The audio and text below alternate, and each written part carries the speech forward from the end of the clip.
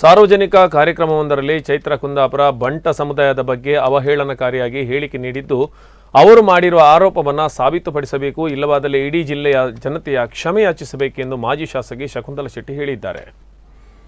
ಅವರು ದಕ್ಷಿಣ ಕನ್ನಡ ಜಿಲ್ಲಾ ಕಾಂಗ್ರೆಸ್ ಕಚೇರಿಯಲ್ಲಿ ಜಿಲ್ಲಾ ಮಹಿಳಾ ಕಾಂಗ್ರೆಸ್ ವತಿಯಿಂದ ಆಯೋಜಿಸಲಾದ ಸುದ್ದಿಗೋಷ್ಠಿಯಲ್ಲಿ ಮಾತನಾಡಿದರು.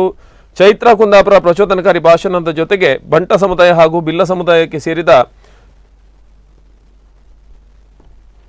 ಈ ಎರಡು ಸಮುದಾಯಕ್ಕೆ ಸೇರಿದವರಿಗೆ ಅವಮಾನವನ್ನು ಮಾಡಿದ್ದಾರೆ ಎಂದು ಆರೋಪಿಸಿದರು. ಬಂಟ ಸಮುದಾಯದವರು ಪಕ್ಷದ ರಾಜ್ಯಾಧ್ಯಕ್ಷರಾಗಿರುವಾಗ ಆಕೆ ಭಾಷಣ ಮಾಡಿದ ಜಾಗದಲ್ಲಿ ಬಂಟ ಸಮುದಾಯ ಪ್ರತಿನಿಧಿ ಶಾಸಕರಾಗಿರುವಾಗ ಬಂಟ ಸಮುದಾಯದ ಹೆಣ್ಣು ಮಗಳನ್ನು ಅವಮಾನಿಸಲು ಅವರೇ ಕುಮ್ಮಕ್ಕು ನೀಡಿದ್ದಾರೆ ಎಂಬುದನ್ನು ಸ್ಪಷ್ಟಪಡಿಸಬೇಕು.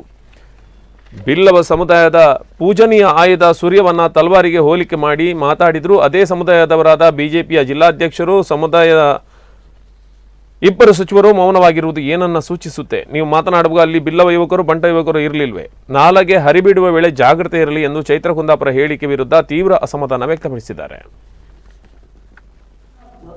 ಅನ್ಯ ಧರ್ಮೀಯರು ಅಂತ ಹೇಳಿದ ತಕ್ಷಣ ಯಾರು ಬಂಟರಲ್ಲಿ ನನ್ ಕಾಣೋದು ಬಂಟ ಯುವಕರು ಅಂತ ಹೇಳಿದ್ರೆ, ಬಿಲ್ಲವ ಯುವಕರು ಅಂತ ಹೇಳಿದ್ರೆ, ಬಂಟ ಅಂತ ಬಂದಿರುವುದೇ ಅವನ ನಾಯಕತ್ವದಿಂದ. ಅಂತ ಹುಡುಗರು ಒಬ್ರು ಆ ಸಭೆಯಲ್ಲಿ ಇರ್ಲಿಲ್ವಾ?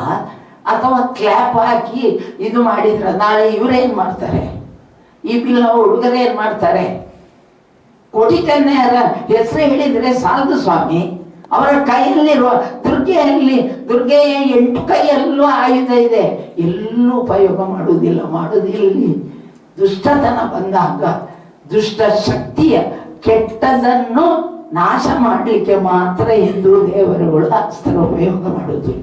ನೋಡಿ, ನಾನು ಹೇಳಿದ್ದು ನೀವು ಲವ್ ಜಹಾದ್ ಅಂತ ಹೇಳುದು. ಲವ್ ಮಾಡುವುದು ಹೃದಯಗಳು. ಅದು ನೋಡಿ ನಿಮ್ಮನ್ನು ನೋಡಿ, ನೀವು ಯಾವ ಜಾತಿ ಅಂತ ಮೊದಲು ಕೇಳಿ ಲವ್ ಮಾಡ್ಲಿಕ್ಕೆ ಆಗ್ತದ? ಲವ್ ತನ್ನಷ್ಟಕ್ಕೆ ಆಗುದಲ್ವಾ? ಅನುಪಮ ನಿರಂಜನ್ ಎಲ್ಲ ಆ ಕಾಲದಲ್ಲಿ ಲವ್ ಆಗಿ ಮದುವೆ ಆಗಿದ್ದಾರೆ.